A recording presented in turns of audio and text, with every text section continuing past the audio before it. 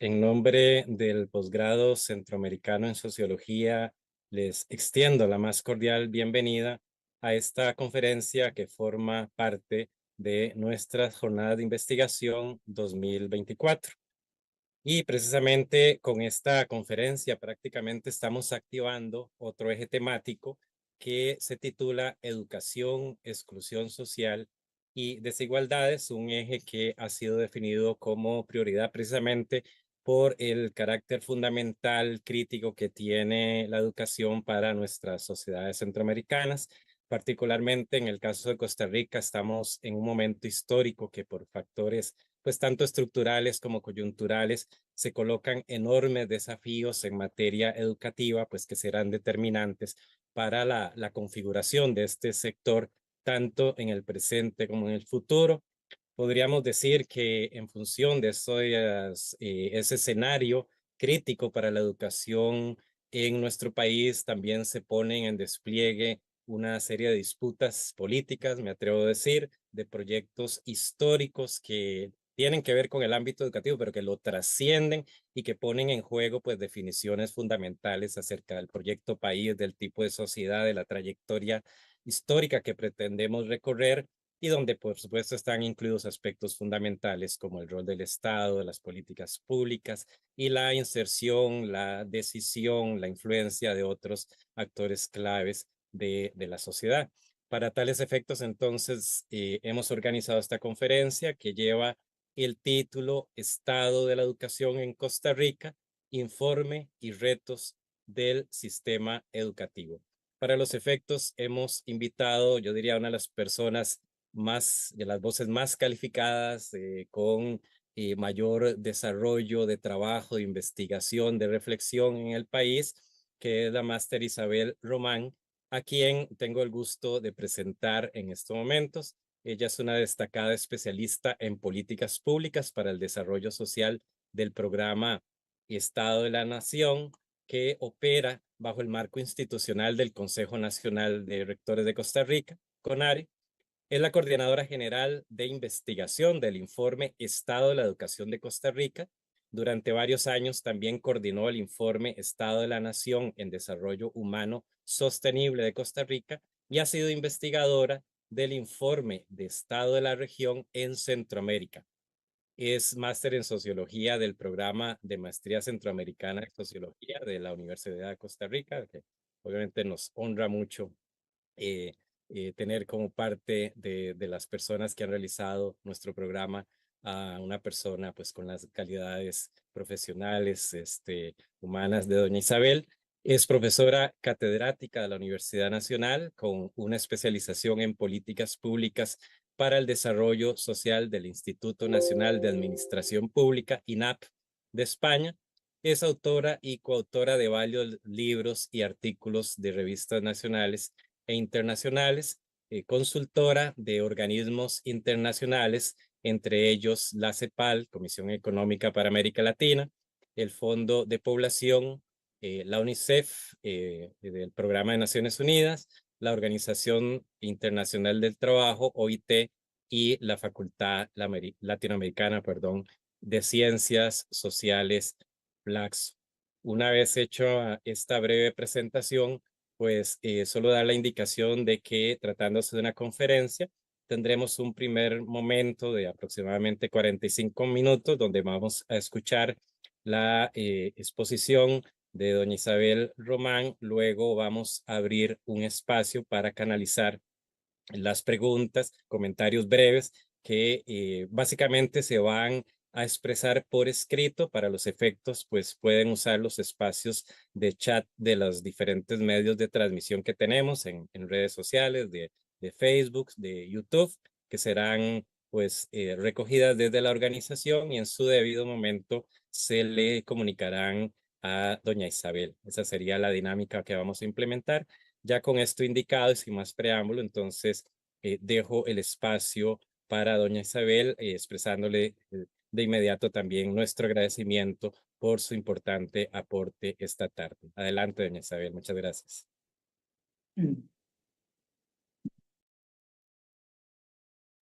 Muchísimas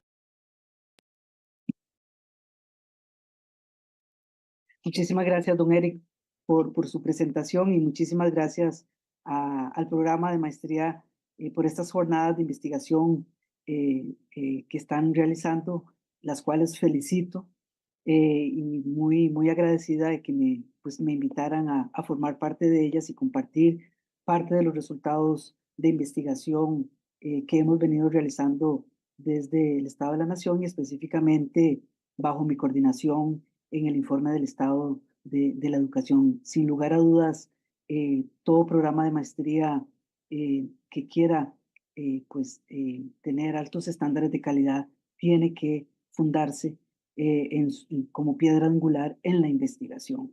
Así que realmente yo soy la agradecida por la invitación para compartir con los colegas pues estos resultados. Ya nada más, no sé si se ve en pantalla para iniciar mi Ahí está conferencia. bien, se ve en la pantalla. Perfecto, perfecto. Eh, bueno, esta es una síntesis del último informe del estado de la educación que hemos publicado. Y bueno, aquí, como pueden observar en pantalla, educación escrita con S es un error inaceptable, grave, que ninguna persona con cuarto grado de la escuela o más debiera cometerlo. Sin embargo, lamentablemente, esto se está convirtiendo en el pan nuestro de cada día. Nuestra educación atraviesa la peor crisis en mucho tiempo y si no actuamos en modo de emergencia, niños, niñas y jóvenes que asisten a la educación pública saldrán, si salen, muy pobremente educados. Y la portada del estado de la educación justamente expresa la gravedad y lo inaceptable de esta situación. Y esta portada que ustedes observan es un llamado urgente a la reflexión, pero sobre todo a la acción. Eh, hace 2 años dijimos, hace 2 años en el informe anterior, en el octavo informe del estado de la educación, habíamos dicho que el país atravesaba la peor crisis de los últimos 40 años eh, en los ciclos de preescolar, educación preescolar básica y diversificada del sistema educativo público. Nos habían golpeado al mismo tiempo la acumulación de atrasos históricos sin resolver y los efectos del apagón educativo que tuvimos entre el 2018 y el 2021. La jarana nos salió a la cara. El nuevo informe, el último informe, que es el nuevo informe del estado de la educación, eh, justamente pues lo que nos dice es que esa crisis que ya habíamos dicho que el país tenía, lejos de reducirse, empeoró. Y hoy vivimos una crisis por falta de recursos para la educación, una crisis por una gestión desenfocada, una gestión educativa desenfocada de los problemas de fondo y una crisis de resultados educativos. Y por eso es que decimos que Costa Rica enfrenta una coyuntura decisiva, eh, que es la siguiente: o aceptamos una educación con ese mal escrita o cambiamos el rumbo. Y lo que decidamos hacer como sociedad o no hacer marcará profundamente el rumbo del país en las próximas décadas. Habíamos dicho que Costa Rica tuvo un apagón educativo en la educación pública, preescolar, general, básica y diversificada. Y esta fue la idea central del octavo informe del estado de la educación. Pero, ¿qué es un apagón educativo? Eh, Tal y como lo conceptualiza el informe, es una interrupción prolongada de clases en las clases presenciales que termina afectando gravemente los aprendizajes de los estudiantes y que para remediarlo se necesitan medidas excepcionales, planes de fondo de parte del Ministerio de Educación para ayudar a los estudiantes, a los docentes y a los estudiantes. No es con un par de clases de recuperación ni con un cursito de recuperación que se endereza un apagón educativo. En el 2018 y el 2021 se perdieron muchas clases debido a una seguidilla de apagones por distintas causas, desde huelgas hasta la pandemia. Y nuestros estudiantes quedaron muy afectados. Tomemos, por ejemplo, las y los estudiantes que en el 2018 y el 2019 estaban en quinto y sexto grado cuando empezaron a sufrir las consecuencias del apagón. Entre el 2020, esta generación, entre el 2020 y el 2021, se enfrentaron a la educación remota o híbrida, con brechas de conectividad importantes, recortes de contenidos y la suspensión de las pruebas FARO. En el 2022, ya en noveno año, regresaron a la educación presencial y sufren la interrupción del plan de nivelación llamado PINA por la transición gubernamental. En el 2023 cursaban décimo año y estaban a las puertas de salida de la secundaria, pero han pasado por un verdadero calvario. Se trata, pues, de una generación que ya no dispone de tiempo suficiente para recuperar la acumulación de los rezagos que arrastran. ¿Y qué es lo que ha pasado? Normalizamos para esta generación una educación con S para ellos y para ellas. Necesitamos entender mejor por qué salimos trasquilados del apagón y no hemos estado a la altura de las circunstancias cuando más lo necesitábamos. El noveno informe, este que les estoy presentando, destacó 4 mensajes principales que son los que me gustaría compartir con ustedes esta tarde. Los 2 primeros tienen que ver con los efectos del apagón educativo y las respuestas institucionales. El tercero se refiere a la educación superior y el cuarto mensaje tiene que ver, perdón, con una visión más amplia sobre los acuerdos y retrocesos de las aspiraciones nacionales que tenemos en educación. El primer mensaje advierte que las y los estudiantes siguen avanzando en el sistema educativo, están avanzando en el sistema educativo con fuertes carencias en los aprendizajes básicos, lo que pone en riesgo sus trayectorias educativas. Pero ¿por qué decimos esto? Y aquí hay varias afirmaciones y datos que es muy importante que la ciudadanía conozca. En primer lugar, hay que decir que el país tuvo uno de los cierres en sus escuelas y colegios más largos a nivel internacional. Como pueden observar en pantalla, las estimaciones internacionales indican que las personas estudiantes arrastran por ese cierre tan prolongado 2 años de escolaridad perdidos. Por decirlo en sencillo, muy similar, digamos, a México, que también tuvo un cierre prolongado de centros educativos, por así decirlo, de manera sencilla, estudiantes de tercer grado hoy saben más o menos lo que sabían antes los que estaban en primer grado. Y todo, por ejemplo, tomemos una habilidad básica, como es saber leer y escribir. Hoy en día, los estudiantes que vivieron el apagón educativo a edades tempranas han ingresado al primer grado de la primaria con un perfil educativo menor al esperado por los docentes. No es que nuestra niñez no quiera aprender, para nada.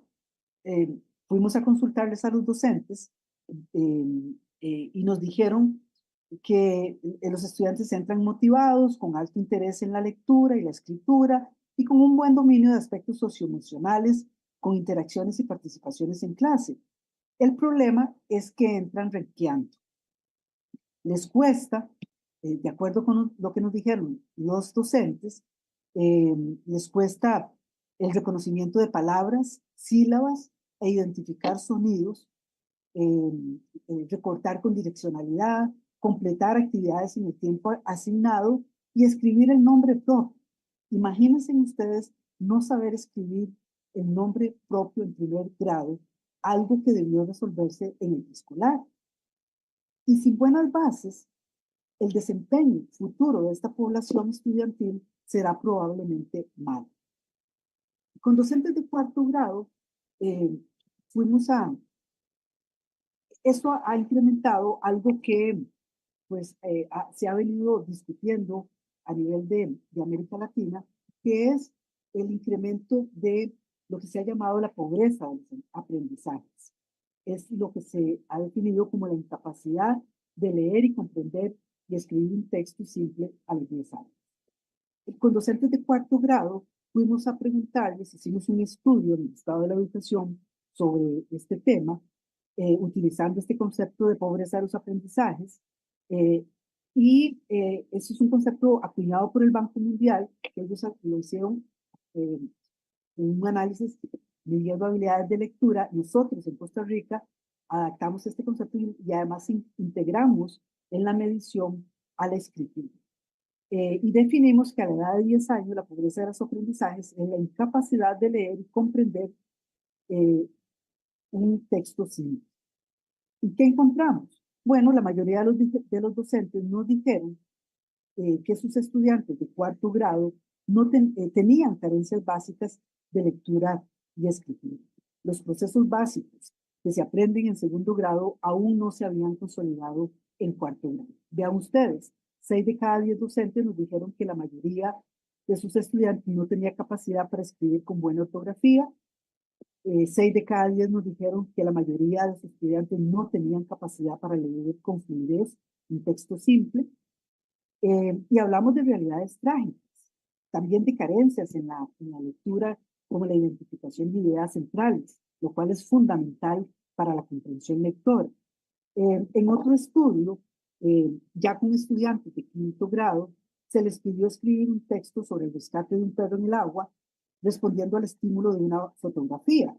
Y en este texto que observan ustedes en pantalla, pueden observar los graves problemas de ortografía que tiene este estudiante de quinto grado, que de no ser corregidos, seguirá arrastrando a lo largo de su trayectoria educativa y llegará a la universidad escribiendo así. Pueden observar texto en pantalla y vean ustedes las faltas que hay aquí de ortografía, pero vean ustedes también este segundo texto, que revela varios problemas aún muchísimo más graves que solamente los problemas de ortografía. Es un texto excesivamente corto, no es una narración, tiene escasa puntuación y acentos y no usa las mayúsculas. Y además, solo es un comentario general sobre un perro o policía. Y el uso del dibujo en el texto es poco usual a esta edad de quinto grado. Eso es más usual en preescolar o primer grado, por lo que parece propio de un niño más pequeño. Y lo grave de esto es que no son casos aislados. Así fue la mayoría de los textos escritos por niños y niñas de quinto grado. Lo excepcional fue que alguien hilvanara una historia sencilla, que es lo que se espera para los niños de este nivel educativo. Y esta situación tiene serias implicaciones para la trayectoria educativa de los niños y de las niñas. Cuando avanzan a niveles superiores, lo hacen con fuertes carencias en estos conocimientos básicos que afectan a todas las demás materias. La única prueba disponible para ver estas situaciones en secundaria fue FARO 2021, que tuvo muchos problemas y se descontinuó. Y FARO no evaluó todos los aprendizajes durante la pandemia, sino que evaluó materias básicas y además materias que durante la pandemia los contenidos habían sido recortados. Es decir, no recibieron todo el currículum completo en esos años de pandemia. Y más de 9, FARO nos indica que más de 9 de cada 10 estudiantes, o sea, el 95%, alcanzaron desempeños básicos o intermedios. Vean qué grado. En matemáticas, por ejemplo, esto significa que no logran resolver problemas ni comprobar argumentos basados en interpretaciones y acciones. Y hablamos en el caso de las pruebas FARO, de jóvenes de 10º y 11º año que están en la antesala de entrar a la universidad o de buscar trabajo. En la educación superior, estos rezagos se arrastran. Y en este informe analizamos los problemas de reprobación según datos de las oficinas de registro de las universidades públicas. Y los cursos con mayores niveles de reprobación son los introductorios que se llevan en el primer año. En el caso de la Universidad de Costa Rica, en general, la reprobación en estos cursos es del 12%, pero es superior en ciencias básicas y en educación. Para el caso del Instituto Tecnológico, el promedio general de reprobación es de un 14%, pero en los cursos introductorios de áreas como computación, ciencias económicas, educación, prácticamente aumenta de manera significativa. En una consulta que hicimos a más de 4.000 estudiantes de las universidades públicas y privadas en el 2022, les preguntamos las causas de la reprobación. Y entre los factores que se destacaron, los mismos estudiantes nos dijeron, estaban las malas bases recibidas en la secundaria, los problemas en conocimientos, hábitos de estudio y actitudes frente a la evaluación. No tienen hábitos de estudio, no tienen buenas actitudes frente a la evaluación, y esta situación tiene consecuencias sobre la probabilidad de graduarse y la duración de las carreras en la educación superior. Pese a estos retrocesos reales, vean ustedes, durante el apagón, los indicadores usualmente utilizados para valorar el desempeño del sistema educativo más bien mejoraron. Los datos del Ministerio de Educación sobre repitencia, retención, reprobación y cobertura alcanzaron los mejores resultados que van del siglo. Por ejemplo, vean ustedes en este gráfico, la cobertura en el último ciclo de la secundaria fue superior a 15 puntos de lo que habíamos registrado en el 2018. ¿Y qué puede estar pasando? Esa es la pregunta frente a un gráfico como este. Y bueno, vamos a ver. Este indicador muestra que los estudiantes están en el sistema, lo cual es una buena noticia. Sin embargo, es un indicador que no sirve para saber lo que verdaderamente están aprendiendo. Una hipótesis fuerte es que los indicadores del ministerio aumentaron debido a una serie de decisiones administrativas más que a la mejora académica de los estudiantes. Es decir, son resultado de cambios y flexibilizaciones que el Ministerio y el Consejo Superior de Educación aplicaron en temas de promoción, repitencia y reformas al reglamento de evaluación. Así pues, nos dejó el apagón educativo, dice el informe, en la lona. Y este problema inmediato no es, sin embargo, el único. Hay otros problemas de fondo que venimos arrastrando desde hace ya varios años sin resolver. Anteriormente, el informe del Estado de la Educación puso énfasis, por ejemplo, en las desigualdades entre estudiantes debido a condiciones socioeconómicas. En este informe en particular pusimos atención a una barrera estructural que se suma a esas otras barreras como las condiciones económicas, que son las brechas entre hombres y mujeres en la educación. Vean ustedes que cuando analizamos estas brechas, encontramos que Costa Rica figura como uno de los países de América Latina con más altas brechas de género en el sistema educativo. En este gráfico que ven en pantalla, en promedio, las mujeres están más de 10 puntos por debajo de los hombres en las pruebas estandarizadas aplicadas por la UNESCO para tercer grado de primaria en el 2018, y con datos de las pruebas PISA que se aplican para estudiantes de 15 a 16 años, corroboramos que las desigualdades se mantienen a lo largo de las trayectorias educativas. Vean ustedes, las mujeres otra vez por debajo de los hombres. Los hombres enfrentan dificultades de retención en el sistema educativo por problemas de reprobación y motivación, y las mujeres obtienen mejores notas escolares, pero les cuesta aplicar conocimientos científicos y lógico-matemáticos debido a la falta de confianza en sus capacidades y una mayor ansiedad ante el futuro. Y una causa de estas desigualdades es la reproducción de estereotipos sobre roles y habilidades asociados a ser hombres y a ser mujeres. Una consecuencia de esta problemática, de esta reproducción de estereotipos, es la subrepresentación que encontramos de mujeres en carreras y ocupaciones estratégicas de alta empleabilidad, como las relacionadas con ciencia y tecnología. Vean ustedes en pantalla que las mujeres son una pequeña minoría en las carreras y ocupaciones en ciencia y tecnología, especialmente en ingenierías y en computación, que son las de mayor demanda.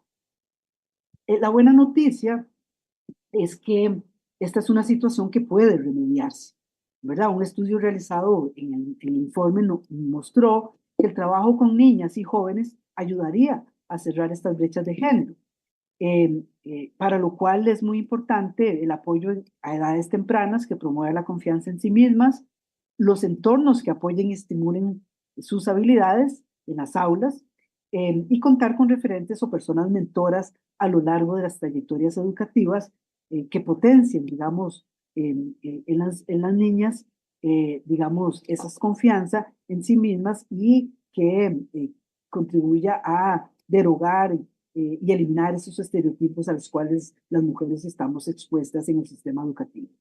Todos estos factores aumentan la probabilidad de que las mujeres desarrollen trayectorias exitosas en las áreas de STEM. Entonces, recordemos este primer mensaje que decíamos que una generación de estudiantes afectada por el apagón educativo en la educación preescolar, general, básica y diversificada sigue avanzando en el sistema educativo con graves carencias de aprendizajes fundamentales. Y estas deficiencias representan una amenaza real para el éxito de sus trayectorias educativas, a menos que reciban apoyos extraordinarios de manera inmediata. Y aquí viene el segundo mensaje del informe, que es que dice que las respuestas institucionales que se han dado hasta ahora, especialmente en los niveles de preescolar, primaria y secundaria, son insuficientes para salir de la crisis educativa y cerrar las brechas estructurales para avanzar hacia una educación de mayor calidad y equidad. ¿Por qué decimos esto? ¿Por qué decimos que las respuestas no alcanzan? Bueno, entre el 22 y el 23, el Ministerio de Educación mostró serios problemas para ejecutar planes remediales para el día después de la pandemia y del apagón y sentar las bases de una recuperación futura. Y la evidencia que recopilamos en varios temas claves así lo indica. Vean ustedes, las medidas de nivelación de aprendizaje diseñadas por el Ministerio de Educación se aplicaron de forma parcial y sin seguimiento de resultados.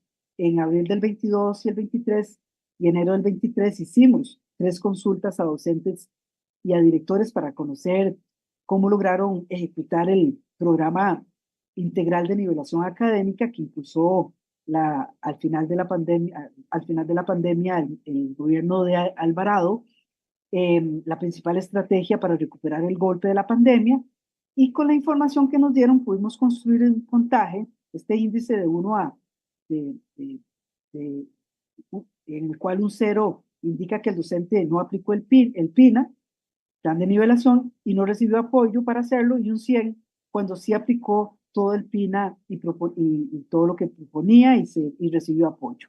Y como pueden ver en el gráfico, los puntajes obtenidos son muy bajos, entre el 48 y el 61 puntos de 100 puntos, con importantes diferencias según ciclo educativo, modalidades y regiones. O sea, si esto fuera un examen, no pasamos esa prueba, ¿verdad? Una de las áreas importantes en la educación es la llamada macroevaluación educativa, que se aplica a las pruebas estandarizadas para monitorear el logro de los aprendizajes a lo largo del currículum. Y luego de tener por muchos años las pruebas de bachillerato en el país entró en una fase de gran inestabilidad en los instrumentos de evaluación. Pasamos del bachillerato a las pruebas FARO. Estas pruebas FARO posteriormente se eliminaron, y hoy tenemos una nueva prueba nacional estandarizada impulsada por este nuevo gobierno, el gobierno que está ahora, y todos estos cambios en el corto tiempo dificultan el seguimiento y la comparabilidad, y generan cuestionamientos técnicos y rigideces para articularse a la política curricular. No tener buena macroevaluación es como navegar sin brújula. Es lo que estamos haciendo cuando más necesitábamos una brújula para recuperarnos del apagón educativo y de los atrasos históricos, para saber qué sabían y no sabían los estudiantes, pues entramos en esta inestabilidad. Y cuando hacemos un zoom en los últimos 5 años, vemos una situación aún más volátil, cambios constantes, no solamente en la macroevaluación, sino también en lo que sucede dentro del aula, en lo que se conoce como la microevaluación. Y como pueden ver en pantalla, lo que hubo fue un verdadero vaivén de idas y venidas entre el 2018 y el 2023, que ni estudiantes ni docentes pudieron saber a qué atenerse.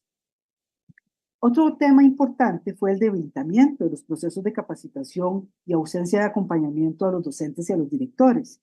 La inversión en capacitación docente, que es una partecita de lo que es hoy, una partecita de lo que hacíamos en el 2019, como pueden ver en pantalla. Los cursos a funcionarios del Ministerio de Educación se redujeron en un 63% y los talleres de capacitación en un 73%. Pero además, y además hoy la capacitación no es obligatoria y ningún docente puede ser sacado del aula para recibirla en el horario laboral.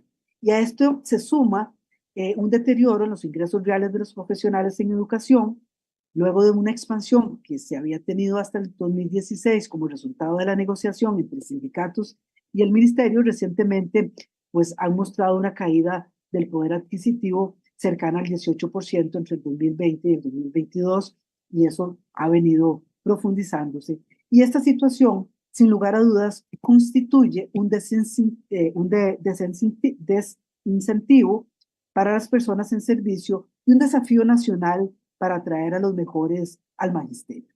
Esto hay que arreglarlo, sin duda, pero el informe considera que no se trata solo de un tema de salarios, sino también de asegurar la idoneidad del personal docente y de evaluar su desempeño.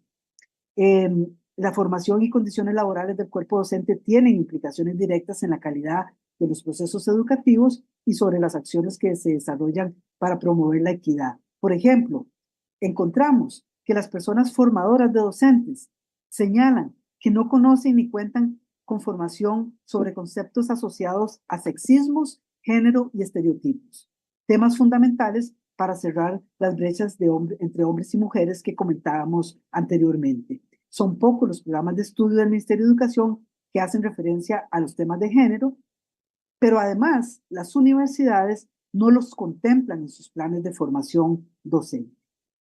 Otro tema que refleja débiles avances institucionales es, es la desarticulada gobernanza en la educación superior que tenemos, ¿verdad? Que como sabemos, no tenemos un sistema nacional de educación superior, sino que tenemos un sector de universidades privadas y un sector de universidades públicas. En las universidades privadas hay una débil regulación, una gran opacidad de la información y un sector sin reformas sustanciales en la ley del Consejo del CONESUB, que es el órgano que le da seguimiento a estas universidades, eh, lo cual impide avanzar en temas claves como la calidad.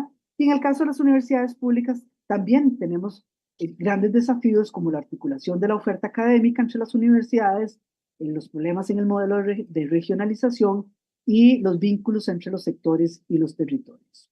En resumen, este segundo mensaje del informe afirma entonces que las respuestas de la política pública frente al apagón educativo fueron insuficientes para salir de la crisis educativa y no hubo un sólido plan de nivelación ni acompañamiento sistemático a docentes y estudiantes.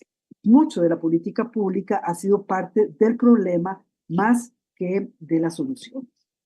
El tercer mensaje se enfoca en la educación superior y acá señala que las tendencias recientes en el financiamiento de la educación superior pública, el núcleo de la educación superior costarricense, amenazan sus labores sustantivas. El informe ha analizado la educación superior costarricense a partir de las aspiraciones nacionales que tenemos sobre la educación superior universitaria, su calidad, su articulación con los niveles preuniversitarios, sus tendencias, la gobernanza, sus desafíos e impactos en la sociedad. Y gracias a ello, pues hemos logrado una radiografía actualizada de la oferta universitaria en el país. Por ejemplo, sabemos que hay en el país más de 63 universidades en el país en total, ¿verdad? 53 públicas, 5 estatales y 5 internacionales, más de 202 sedes y recintos, entre otras, que la oferta privada se concentra en el Valle Central y que la pública es un poco más descentralizada, que entre todas ofrecen 1.300 oportunidades de estudio, de grado y de posgrado, y sabemos exactamente cuáles carreras se dan eh, y a dónde, y en las regiones fuera del Valle Central, la oferta es muchísimo más reducida. Sabemos que la cobertura universitaria entre los jóvenes de 25 a 34 años hoy en Costa Rica es un poco mayor que hace 25 años. Es la línea azul que ustedes ven ahí en el gráfico, y sin embargo vean ustedes cómo ha venido creciendo la distancia con respecto al promedio de esta población respecto a los países de la OECD, de la Organización para la Cooperación y el Desarrollo Económico, a la cual Costa Rica pertenece, que es esta línea que ustedes ven. Y vean cómo efectivamente tenemos una enorme brecha en relación con la cobertura de cerca de unos 17, 20 puntos respecto a los países de la OCDE. O sea, el país necesita remontar y además cerrar esta brecha que es cada vez más creciente en términos de la disponibilidad de población con educación superior. Pero además el informe pudo corroborar otros problemas importantes que ha aumentado, que aunque aumenta el acceso a las universidades públicas y privadas, estas no logran absorber al creciente número de graduados de la educación secundaria. Y además en materia de titulación, ¿verdad? El país tiene también otro desafío, que en pantalla pueden ver cómo a partir del 2014 hay una caída importante, perdón, de la titulación en las universidades privadas, que es la línea anaranjada, y en las universidades públicas ha venido aumentando, aunque de una manera lenta, ¿verdad?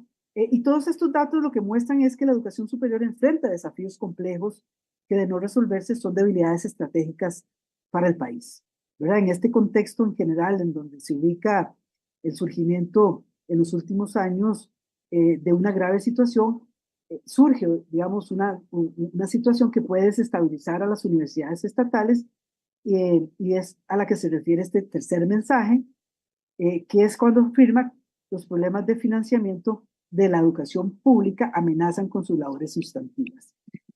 También ha venido reduciendo, digamos, el número de graduados en las universidades, y esto es un tema al cual hay que ponerle atención, porque ¿qué es lo que significa? Que los estudiantes que están logrando ingresar a las universidades les está costando cada vez más graduarse de las universidades. Pero decíamos, hay desafíos complejos de la educación superior y este problema del desfinanciamiento que amenaza las labores sustantivas de las universidades, especialmente las públicas. Encontramos en el informe que entre el 2019 y el 2022 el total de ingresos transferidos del presupuesto nacional a las universidades públicas mediante el FES y la asignación a la UTN disminuyó casi un 8% en términos reales. El FES, como todos saben, es el Fondo Especial de la Educación Superior, establecido por la Constitución, que es la principal fuente de financiamiento. Sin embargo, en ese mismo periodo, las universidades estatales, paradójicamente, aumentaron la matrícula en un 11%, 4% más que el promedio del 2011 al 2019. En general, digamos, en este periodo las universidades tuvieron que ajustarse el cinturón en materia de remuneraciones y lo hicieron, como observan en este gráfico. El gasto ejecutado en remuneraciones se redujo en términos reales debido al congelamiento de aumentos salariales, incluso por costo de vida, que son las barras anaranjadas, y sin embargo, en un escenario de largo plazo de reducciones continuas a los salarios reales de los docentes universitarios, puede afectar profundamente la capacidad de atraer talento de alto nivel a la carrera académica. Y esta situación hay que ponerle atención y probablemente no mejorará en los próximos años. Las proyecciones que realizamos desde el informe, en consulta con expertos, sugieren que la asignación del FES podría seguir disminuyendo en términos reales entre el 2024 y el 2026. Y esto afectaría negativamente la posibilidad de aumentar cobertura, invertir en investigación, proyectos de acción social o incrementar los recursos humanos de calidad en docencia, tecnología, arte, cultura y ciencias sociales. En la actualidad, entonces, dice el informe, el país vive una contradicción estratégica. Por un lado, un FES que experimenta una disminución real, salarios reales decrecientes del personal académico y científico, cambios en el régimen de empleo, estudiantes de nuevo ingreso cada vez menos preparados y por otro lado, un contexto en el que aumentan los conflictos políticos anuales por las resistencias del Ejecutivo a cumplir con las normas constitucionales de financiamiento, crecientes demandas de la sociedad y de los gobiernos para ampliar la graduación de profesionales en áreas STEM y también para ampliar las oportunidades académicas en los territorios. Se trata de una contradicción compleja cuya resolución requiere salir del clima de incertidumbre y de crispación que actualmente vivimos. En suma, de nuevo para este tercer mensaje, las universidades públicas han enfrentado restricciones presupuestarias desde el 2019 y se proyecta que su financiamiento seguirá reduciéndose en los próximos años, lo cual representa una amenaza para la sostenibilidad del quehacer universitario y para la atención de los desafíos nacionales estratégicos. El cuarto informe y último tiene que ver y señala con que tenemos un serio problema a nivel nacional de incumplimiento de los acuerdos nacionales en educación que genera y compromete las aspiraciones nacionales. El país cuenta con un conjunto de acuerdos nacionales y políticas educativas de largo plazo que reafirman la educación como un bien público estratégico, pero ¿qué se entiende por un acuerdo nacional? Y esto es muy importante tenerlo claro. Vean en pantalla, y quisiera subrayar varios elementos. Un acuerdo nacional, en primer lugar, es una decisión de política pública adoptada por una autoridad competente para hacerlo. Segundo, es una obligación de cumplimiento para la gestión educativa, ¿verdad? No es un si quiere, es un se debe. Tercero, se orienta expresamente a modificar la atención de debilidades estructurales del sistema educativo con una perspectiva de mediano y largo plazo. Y en cuarto, ha sido el producto de amplios procesos de consulta y de respaldo y de resultados por un entendimiento común entre distintos actores. Por esto, el acuerdo nacional es exigible por la población y es ineludible por las autoridades. Muchas veces se dice que Costa Rica tiene que llegar a acuerdos nacionales en educación. Incluso el mismo informe del Estado de Educación dijo eso hace unos años.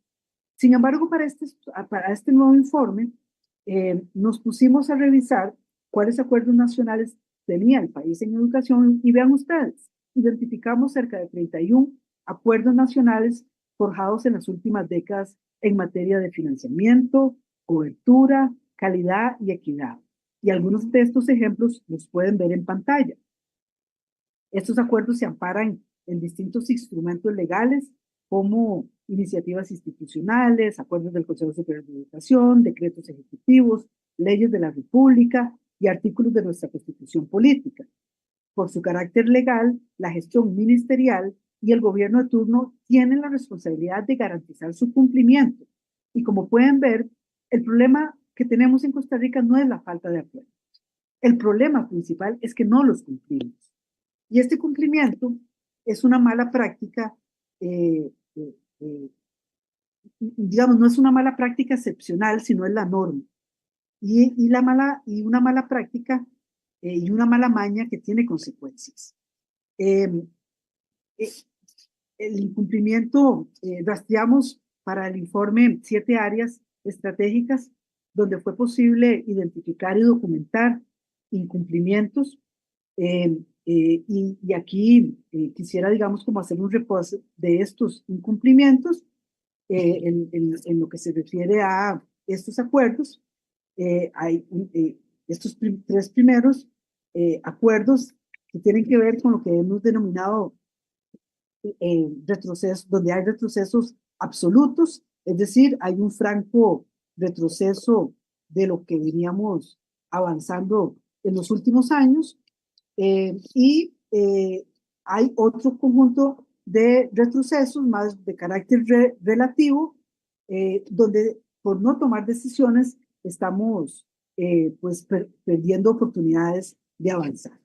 Entonces, veamos estos retrocesos por cada uno de estos áreas. El primero tiene que ver con la caída en la inversión social, que afecta de manera directa a estudiantes en situación de vulnerabilidad. Este es un acuerdo de los más importantes, ¿verdad? Porque esto es un acuerdo que está en nuestra constitución política, que es invertir el 8% de nuestra inversión social en educación.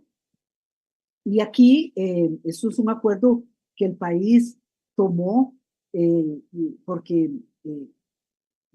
tuvimos en la década de los 80, cometimos el error de reducir la inversión en educación ante la crisis que tuvimos en aquellos años de la deuda, y eso tuvo como costo una generación perdida, de los cuales nos tomó 20 años recuperarnos, ¿verdad? Y hoy estamos cometiendo el mismo error, ¿verdad? Veníamos avanzando en la recuperación de la inversión en educación, pero hoy estamos de nuevo en un franco retroceso. Al 2022 estábamos en 5,9, y con lo que se está aprobando en la Asamblea Legislativa estamos cayendo por debajo del 5%, ¿verdad? Y efectivamente, pues esto es un retroceso que implica impactos, ¿verdad? Impactos en los estudiantes, especialmente los estudiantes más vulnerables, que, por ejemplo, afecta esta reducción de la inversión a los programas de equidad, que son los programas que históricamente han beneficiado a los estudiantes más vulnerables. Después de un periodo de aumento sostenido entre el 2014 y el 2019 de estos programas, hoy están experimentando serios recortes y, por ejemplo, la plata para becas y transferencias ha tenido una reducción real acumulada del 30% en los últimos 4 años. Y este recorte es extremadamente preocupante en la actual coyuntura que el país tiene, porque 4 de cada 10 estudiantes de entre 5 y 18 años que asisten al sistema educativo son pobres, ¿verdad? Y escucharon bien, son casi la mitad de los estudiantes que asisten al sistema educativo que son pobres. Un segundo retroceso absoluto es en la infraestructura educativa. Por infraestructura entendemos el estado físico de las aulas, los baños, los espacios comunes de las escuelas y los colegios, y no avanzar en la construcción de mejor infraestructura condena a estudiantes y a docentes a convivir en malos ambientes de aprendizaje, y cuando esto ocurre, perdemos la oportunidad de atender bien a estas generaciones. Vean ustedes, la falta de infraestructura muestra en este gráfico una caída en la inversión sustantiva en los recursos asignados. ¿Y qué consecuencia tiene esta? Bueno, vean ustedes, por ejemplo, el mapa de órdenes sanitarias en el 2023 que tenía el país, más de 1,000 órdenes sanitarias, y estas escuelas, cada puntito de estos es una escuela, tiene carencias materiales para que sus estudiantes puedan recibir clases en condiciones adecuadas, lo cual es el resultado también de un modelo de construcción y de mantenimiento de infraestructura educativa basada en la atención de urgencias y sin planificación de largo plazo que tiene el ministerio. En total, tenemos todas estas órdenes sanitarias, y en el 2023, por ejemplo, teníamos cerca de 54 centros educativos con una orden sanitaria que implicaba el cierre total del establecimiento y 25 con cierre parcial. Otro retroceso absoluto tiene que ver con informática educativa, que es una de las involuciones más serias. En el 2021, la Contraloría General de la República enterró el proyecto de la red del Bicentenario para conectar a todos los centros educativos en la red, con una red de banda ancha, que es lo que necesitamos para instalar, digamos, para hacer un uso adecuado de las tecnologías de información y comunicación. Y después de 2 años el país sigue sin conectividad avanzada en la mayoría de los centros educativos y además, pues, dentro de este panorama se desarticuló la alianza público-privada entre el Ministerio de Educación y la Fundación Omar Dengo, el principal responsable de las fortalezas que el país venía teniendo en informática educativa. Y esto, pues, lo que ha hecho es debilitar, digamos, el modelo que se había forjado por más de 30 años, que beneficiaba del 92% de la población objetivo de estos programas. Y el ministerio, pues ahora ha propuesto un nuevo modelo pedagógico, que es el que está ahora implementándose, sobre el cual estamos estudiando a ver cómo ha avanzado esto, pero que sin embargo hay cambios, ¿verdad? En términos de la propuesta que se hace, tal vez nada más destacar uno, como ahora, antes teníamos el uso libre de licencias de software, de uso libre de software, y ahora se está planteando el uso de licencias que tienen que ser compradas a empresas privadas. Eh, y tampoco el ministerio ha podido avanzar en este modelo. Otra área importante donde tenemos retrocesos tiene que ver con la contratación docente. La ley 9871 del 2020 obligó que los futuros educadores acrediten sus conocimientos y destrezas y su idoneidad profesional mediante un examen obligatorio de ingreso a la carrera docente y al Ministerio de Educación. Sin embargo, esto es un tema premiante. ¿Por qué? Porque nosotros tenemos que la mayor parte de los docentes que están en el sistema educativo público se han graduado de universidades cuyas carreras no están acreditadas. Buenos y malos docentes salen de esas carreras, entran al ministerio, muchos sin los conocimientos y las habilidades necesarias, y por eso se instauró esta ley para garantizar esta idoneidad como una forma de garantizar que quienes estén frente de las aulas sean los mejores. Sin embargo, tampoco en esta materia se ha avanzado. En materia de enseñanza del inglés, el sexto retroceso, también hemos tenido el quinto retroceso, digamos, otro de los retrocesos, hemos tenido pocos avances, ¿verdad? Más bien también retrocesos, especialmente en todo lo que venía siendo la evaluación que se venía haciendo en un área clave como la enseñanza del inglés, ¿verdad? Que veníamos avanzando con una evaluación estandarizada de alta calidad en el Ministerio de Educación con apoyo de la Universidad de Costa Rica. Sin embargo, pues esta evaluación fue sustituida, se descontinuó y de nuevo el Ministerio de Educación perdió músculo en monitorear los avances que los estudiantes venían haciendo en el tema de inglés, ¿verdad? Y ahora pues la universidad ha avanzado en la medición de estas pruebas usando inteligencia artificial y bueno, eso es un tema sobre el cual también hemos venido experimentando retrocesos. En materia de educación técnica, otra área importante, también estamos estancados alrededor de un 40% en la cobertura y mucho se habla de la importancia de la educación técnica, pero lo cierto es que en los últimos años solo se construyeron 2 colegios técnicos nuevos y a esto se suma la reducción de los recursos asignados a la educación técnica, lo cual pues también amenaza las posibilidades, especialmente a las poblaciones con distritos de índice de desarrollo bajo en los territorios. El sexto, el último retroceso tiene que ver con lo que el informe ha llamado con el currículum completo, ¿verdad? Tenemos un sistema educativo donde actualmente de cada 100 escuelas, solo 9 escuelas dan el currículum completo y al ritmo que llevamos, es decir, no todas las escuelas imparten el currículum que el Estado dice que debe garantizar a los niños de primaria, y al ritmo que llevamos en el cumplimiento de este currículum completo, pues estaríamos como en el 2080 llegando a la meta del 100% de escuelas con currículum completo, un lujo que sin lugar a dudas no podemos dar. Y a esto, todo esto se suma un problema de fondo, que es que Costa Rica no tiene un verdadero sistema de macroevaluación de los aprendizajes para la mejora educativa. Y aquí el informe incluye un capítulo especial sobre este tema.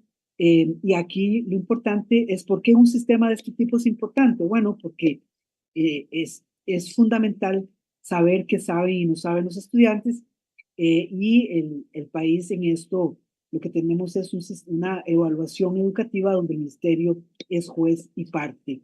En resumen, digamos, para este informe, para este mensaje, lo que planteamos es que los incumplimientos de acuerdos nacionales implican retrocesos estratégicos con altos costos para el país que obstaculizan el avance hacia la escuela del siglo XXI.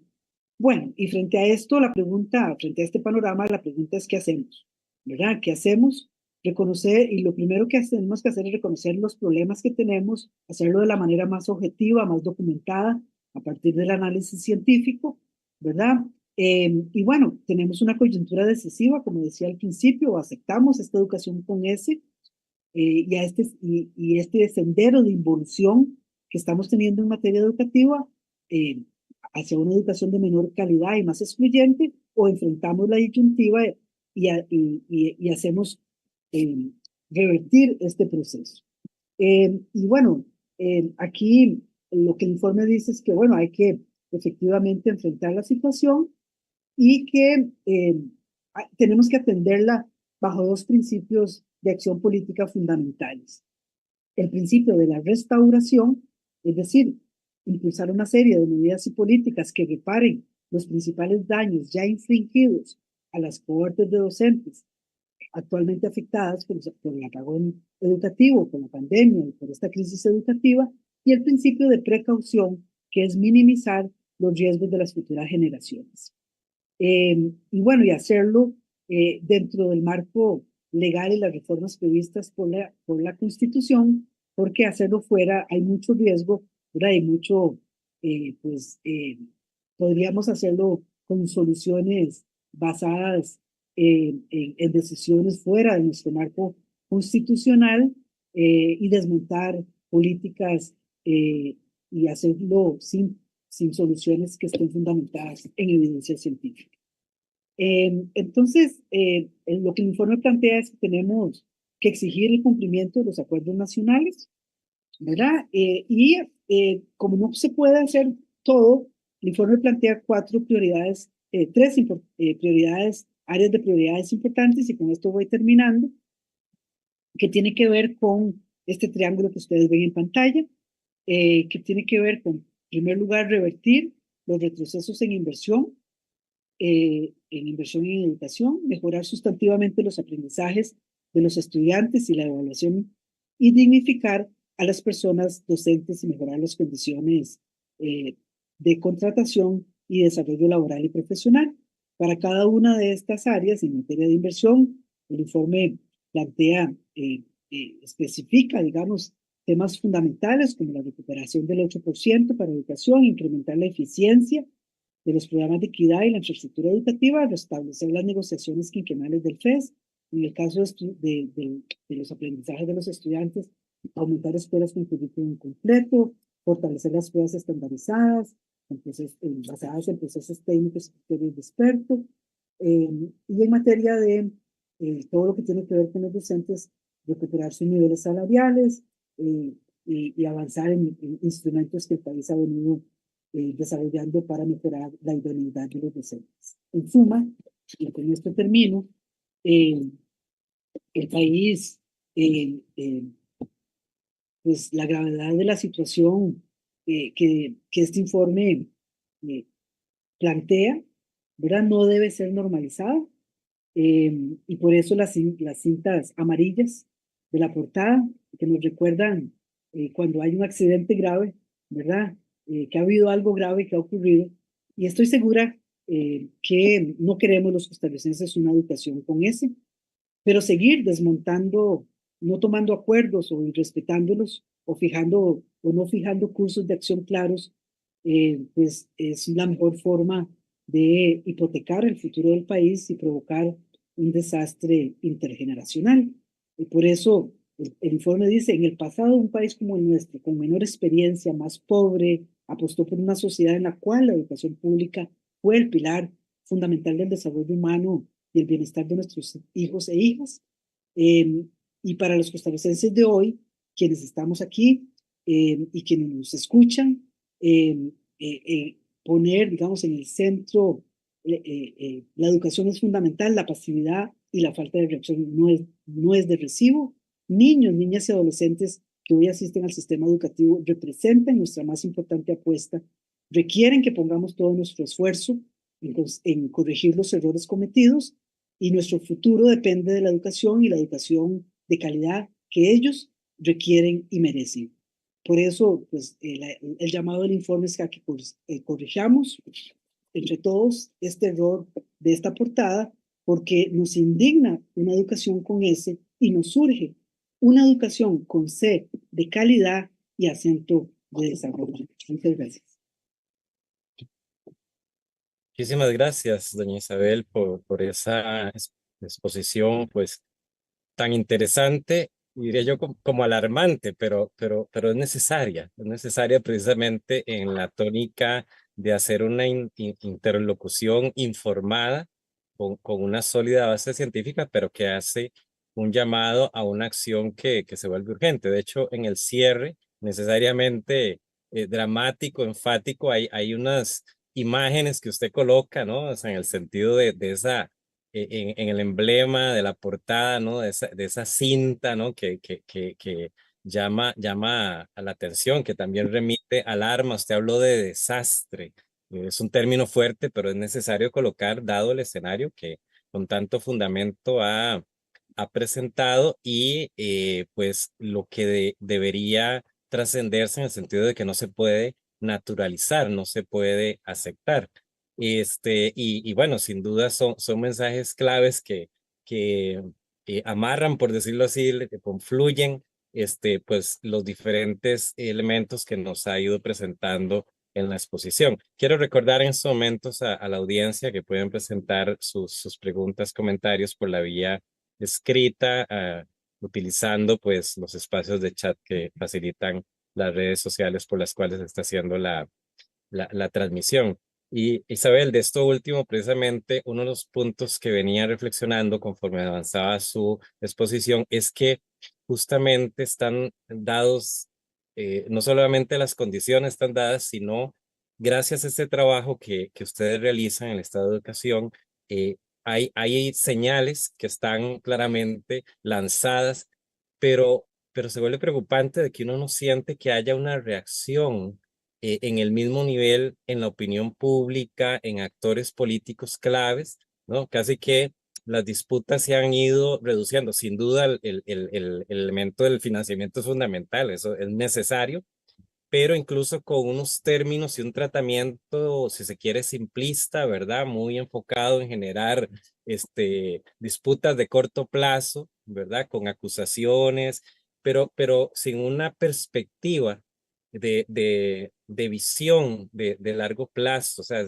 parece que hay una cierta ausencia en la calidad de la interlocución, de la discusión política de la educación, cuando se está requiriendo, ¿verdad? Se hace desbordante que esa discusión se dé en perspectiva de tomar nuevos acuerdos o de revitalizar acuerdos que se han ido erosionando según usted pues iba mencionando o que no se les está dando el alcance que podrían tener dado a la solidez que tienen pues una vez que han sido consagrados en leyes, en la misma Constitución. Entonces, tal vez ese elemento de la discusión política actual, ¿verdad? Que si usted pudiera referirse un poco a ese escenario en torno a esta problemática que está tan bien dibujada. Sí, sin lugar a dudas, Eric, este es un tema de lo que estás colocando muy importante. Y aquí yo diría que efectivamente el mayor riesgo que tenemos es perder sentido estratégico, ¿verdad? En términos de la importancia de este tema, porque, digamos, la educación es una parte, digamos, de, de, de la solución y una muy buena parte para un país como Costa Rica, que su mayor riqueza es su gente, ¿verdad? Nosotros no somos ni Venezuela que tiene petróleo, ni Chile que tiene cobre, ni otros países de la región que tienen grandes cantidades, digamos, de recursos naturales de los cuales usufructan. Nosotros lo único que tenemos es nuestra gente, somos un país pequeño, además con unas tendencias demográficas, digamos, cada vez de disminución de la población. Así que realmente ahí eh, perder, digamos, el norte estratégico de la importancia que significa para un país como nosotros la inversión en educación y tener una población altamente educada que nos permita salir a competir, porque por escala no vamos a competir con China ni con México, ¿verdad? En términos de la cantidad de gente, vamos a competir en materia de calidad. Y en relación con lo que planteas, me parece que hay un tema importante. En primer lugar, reconocer que para enfrentar esta crisis, en primer lugar, no son de recibo soluciones simples a problemas complejos, ¿verdad? Aquí hay mucha tentativa, mucha tentación de salir con problemas muy simples a problemas que son complejos. Y segundo, que tampoco frente a esta situación pueden privar las salidas corporativistas de los sectores, ¿verdad? Si cada sector se atrinchera en sus necesidades específicas, ¿verdad? Y no hay, digamos, como un acuerdo, un frente común de distintos sectores eh, bajo, digamos, el reconocimiento de los problemas comunes que enfrentamos, si se enfrenta de manera corporativista, de divide y vencerás, ¿verdad? El gobierno va a ser el primer beneficiado, ¿verdad? En los corporativismos, ¿verdad? Porque aquí cada sector, pues sí, tiene sus intereses, todos válidos, pero la verdad es que en esta coyuntura no ayuda mucho una lucha individualizada, ¿verdad? Entonces, yo creo que yo pondría estos elementos ahí sobre la mesa en el sentido de que recuperemos, digamos, como el tema del valor de la educación como un valor público, ¿verdad? Como un valor público y como un fundamento también y una buena base para el desarrollo humano del país. Porque vean, si nosotros no tenemos una educación de calidad, no vamos a tener médicos de calidad, ingenieros de calidad, abogados de calidad, entonces no vamos a tener infraestructura de calidad, salud de calidad, ¿cómo se llama? Jueces de calidad, ¿verdad? O sea, realmente falseamos las posibilidades de tener de un desarrollo, una sociedad con el desarrollo humano que todos queremos. Sí, desafortunadamente en los últimos años uno capta que incluso en el plano de la movilización social el horizonte es muy coyuntural, ¿no? O sea, decía, sin duda, pues las discusiones sobre presupuestos son fundamentales, son indispensables, pero parece que la curva de la movilización está en un plazo muy corto, es decir, digamos, se resuelve, no se resuelve o se logran algunos objetivos intermedios en temas de presupuesto y si esa meta aproximadamente se cumplió, fue satisfactoria, se desactiva. Es decir, hay un tema de ciudadanía que también está como deficitario en torno a esta problemática y a su colocación en la agenda pública. Definitivamente, porque además, vamos a ver, ¿cuál es la gravedad de la crisis que tenemos? Que es una crisis, bueno, obviamente de recursos y una crisis de gestión desenfocada, decimos de los problemas de fondo, pero especialmente una crisis de aprendizaje, Eric. O sea, si nosotros tenemos niños que a los 10 años no saben leer y comprender un texto, esa es una ciudadanía totalmente comprometida, porque es una ciudadanía que no va a poder desarrollar pensamiento crítico, que no va a poder identificar una noticia falsa de una que no lo es una ciudadanía que no va a tener capacidad de pedir rendición de cuentas a sus gobernantes, es una ciudadanía que no va a tener capacidad propositiva, ¿verdad? O sea, el tema de la lectura y la escritura es fundamental. O sea, la peor amenaza para una democracia es tener una población analfabeta, ¿verdad? Y eso ya lo sabemos. O sea, Costa Rica históricamente pues se distinguió porque hicimos una fuerte inversión en educación, ¿verdad? Y eso apostamos, digamos, fuertemente a una población que tuviera esa capacidad eh, eh, importante de desarrollo cognitivo.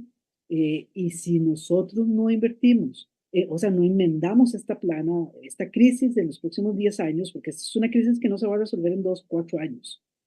Eh, los estudiantes están llegando a las universidades sin saber escribir bien, sin pensamiento crítico, ¿verdad? Ni siquiera leen, ¿verdad? Entonces, el tema es, o sea, ¿cuál es, o sea, cómo estamos comprometiendo eh, eh, eh, Y si a un niño no le va bien, o sea, no sabe leer y escribir bien, le va a ir mal en matemáticas, le va a ir mal en ciencias y le va a ir mal en el desarrollo de las competencias digitales. Y eso nosotros lo hemos documentado con modelos de ecuaciones estructurales sofisticados que hemos aplicado desde el Estado de la Educación para ver las causalidades de que un niño no lea bien o no escriba bien y cómo afecta a las matemáticas, cómo afecta a las ciencias, cómo afecta al desarrollo de las competencias digitales. Y cuando hablamos de competencias digitales, tiene que ver con esa capacidad de usar las tecnologías para tomar posición frente a lo que reciben, ¿verdad?